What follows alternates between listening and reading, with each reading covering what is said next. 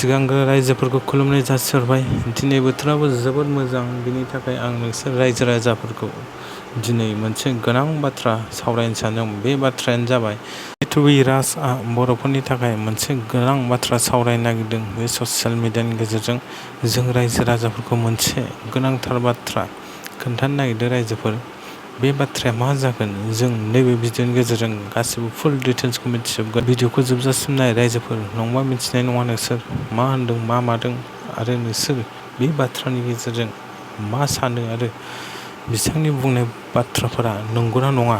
नोंसोर बर' हारिफ्रा गावजों गाव बुजिलायनांगोन। रायजोफोर, जों भिडिअखौ जागायसै। बयबो रायजोफ्रा बे भिडिअखौ जोबजासिम नायना हो। বিটিচিত হিংসা আছিল, গোষ্ঠীগত সংঘৰ্ষ হৈছিল, বিটিচিত গুলিয়াগুলি হৈছিল।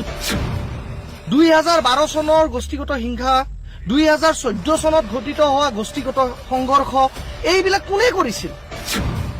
হাগ্ৰামা মহিলাৰীয়ে কাকবা হাতত AK-47 ধৰি লৈ কোনোবা মানুহক হাগ্ৰামা মহিলাৰীয়ে বন্দুক লৈ গুলিয়াইছে নেকি? কোনোবা AGPয়ে গুলিয়াইছে নেকি হাতত বন্দুক ধৰি লৈ? কোনোবা বিজেপিৰ লিডাৰে গৈ পিনে হাতত বন্দুক লৈ কোনোবা মানুহক গুলিয়াইছে নেকি বিটিচিত? হিংসাকাৰীৰ কমাণ্ডাৰ বিলাক কি আজি BPFৰ লগত আছে? হিংসাকাৰীৰ কমাণ্ডাৰ বিলাক বিজেপিৰ লগত আছে নে বোলে আজি হিংসাকাৰীৰ সেই চৰ্দাৰ কমাণ্ডাৰ বিলাক আজি প্ৰমোদ বড়োৰ লগত আছে? স্পষ্টভাৱে কওক প্ৰমোদ বড়ো ডাঙৰীয়াই।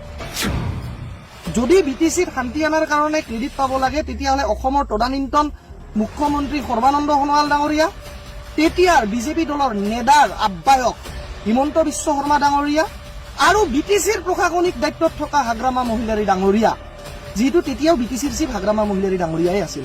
এই তিনিজন ব্যক্তিহে ক্ৰেডিট পাব লাগে অসমৰ পৰা। এই মাজত ক'ৰ পৰা প্ৰমোদ বড়ো টপকি গ'ল? বিটিচিত হিংসা আছিল, গোষ্ঠীগত সংঘৰ্ষ হৈছিল, বিটিচিত গুলিয়াগুলি হৈছিল, বোমা বাৰুদৰ ইয়াতে মানে ৰজনজননী আছিল। এই যে হিংসাবিলাক হৈছিল কোনে কৰিছিল? প্ৰমোদ বড়ো ডাঙৰীয়াই আজি কৈছে যে BTRত তেখেতে শান্তি আনিছে, কিন্তু তেখেতে স্পষ্টভাৱে এটা কথা কওক যে অশান্তি তেতিয়াহ'লে কোনে কৰিছিল? 2012 চনৰ গোষ্ঠীগত হিংসা, 2014 চনত ঘটিত হোৱা গোষ্ঠীগত সংঘৰ্ষ, এইবিলাক কোনে কৰিছিল? বাক্সা নাৰেংগুৰিত শ শ লোকক ঘৰৰ পৰা খেদি গৃহহাৰা কোনে কৰিছিল? 2012 চনত 2014 চনত যেতিয়া গোষ্ঠীগত হিংসা হৈছিল, তাতে বহু শিশুৰ লগতে বৃদ্ধ বৃদ্ধাই নিজৰ জীৱন ত্যাগ কৰিব লগা হৈছিলে। শিশুৱে যেতিয়া মাকৰ গাখীৰ খাই, মানে শিশুগৰাকীয়ে যেতিয়া মাকৰ দুগ্ধপান কৰি আছিলে, মাৰ গাখীৰ খাই আছিলে, সেই সময়ত শিশুগৰাকীক গৈও গুলিওৱাৰ ৰেকৰ্ড আছে গোষ্ঠীগত সংঘৰ্ষত। তো এইবিলাক গোষ্ঠীগত সংঘৰ্ষ কোনে কৰিছিলে? আজি স্পষ্টভাৱে আজি NIA, CBIকে ধৰি বিভিন্ন তদন্তকাৰী সংস্থাসমূহে চাৰ্জশ্বিট ফ্ৰেম কৰিছে, চাৰ্জশ্বিট দিছে আৰু তদন্তৰ তেওঁলোকৰ ৰিপৰ্ট কোৰ্টলৈকেও দাখিল কৰিছে। তো আজি আমি বড়ো আন্দোলনটোক অপমান কৰিব বিচৰা নাই, আমি কোনো জাতীয় আন্দোলনৰ সত্তাক অপমান কৰিব বিচৰা নাই, কিন্তু প্ৰমোদ বড়োই যে বাৰম্বাৰ BTR চুক্তি হৈ যোৱাৰ পিছতো সকলো সংগঠন, সকলো বিদ্ৰোহী সংগঠনে মূলতিলৈকে উভতি অহাৰ পিছতো যে প্ৰমোদ বড়োই বাৰম্বাৰ BTADত হিংসা হৈছিল, BTCত হাগ্ৰামাৰ সময়ত হিংসা হৈছিল বুলি কৈ থাকে, ইয়াৰ মানেটো কি? তেওঁ স্পষ্টভাৱে কওক তেতিয়াহ'লে হিংসাবিলাক কোনে কৰিছিলে? এই হিংসাকাৰীৰ চৰ্দাৰ, এই হিংসা কৰাৰ যিবিলাক কমাণ্ডাৰ, সেই হিংসাকাৰীৰ কমাণ্ডাৰ বিলাক আজি কাৰ লগত আছে? হিংসাকাৰীৰ কমাণ্ডাৰ বিলাক কি আজি BPFৰ লগত আছে? হিংসাকাৰীৰ কমাণ্ডাৰ বিলাক বিজেপিৰ লগত আছে নে বোলে আজি হিংসাকাৰীৰ সেই চৰ্দাৰ কমাণ্ডাৰ বিলাক আজি প্ৰমোদ বড়োৰ লগত আছে? স্পষ্টভাৱে কওক প্ৰমোদ বড়ো ডাঙৰীয়াই। তেনেধৰণে আপুনি কেৱল এটা কথা ক'লে নহ'ব যে BTRত শান্তি কোনে আনিছিলে। তেতিয়াহ'লে অশান্তি কৰা লোকবিলাক কোন আছিল? গোষ্ঠীগত হিংসা কৰা লোকবিলাক কোন আছিল? কোনে বাক্সা নাৰেংগুৰিত গৈ শ শ লোকক গুলিয়াগুলিৰ ভয় খুৱাই আপোনাৰ গৃহহাৰা কৰিছিলে? BTCত হিংসা হৈছিলে, ঠিক আছে, তেতিয়াহ'লে প্ৰিয়া বসুমতাৰীৰ হত্যা কোনে কৰিছিলে? কওক। বড়ো ছোৱালী এগৰাকী, বেলেগৰ কথা বাদ দিছো মই, এগৰাকী বড়ো ছোৱালী প্ৰিয়া বসুমতাৰীক দিন দুপৰত গুলিয়াই হত্যা কোনে কৰিছিলে BTCত? সেই কথা কোৱাৰ সাহস আছে প্ৰমোদ বড়োৰ? আপুনি কেৱল কৈ থাকে যে হিংসা হৈছিল BTCত। আচ্ছা, হাগ্ৰামা মহিলাৰীয়েতো কেতিয়াও গৈ পিনে বাক্সা, ওদালগুৰি, কোকৰাঝাৰ, চিৰাঙত হাতত AK-47 ধৰি লৈ কোনো মানুহক গুলিওৱা নাই।